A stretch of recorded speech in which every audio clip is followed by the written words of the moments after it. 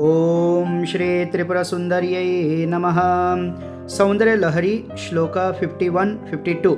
शिवे शृंगारार्द्रां तदितरजने कुत्सनपरां सरोषा गंगायां गिरिशचरिते विस्मयवती हराहिभ्यो भीतां सरसिरुह सौभाग्यजननीं सखीषु स्मेराते मयि जननि दृष्टिः सकरुणा